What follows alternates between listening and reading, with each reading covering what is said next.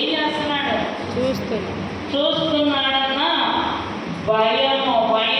భయముతో ఉండాలి. అదే 5వ అధ్యాయము ఎఫెసీయులకు రాసిన పత్రిక 15వ వచనం చూడండి. దినములు చెడ్డవి గనుక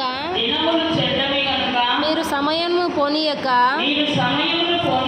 సద్వినియోగము చేసుకొనుచు అజ్ఞానుల వలె కాక జ్ఞానుల వలె నడుచుకొనున్నట్లు జాగ్రత్తగా చూచుకొనుడి. ఇందు నిమిత్తము ప్రభు యొక్క చిత్తం ఏమిటో గ్రహించుకొనుడి.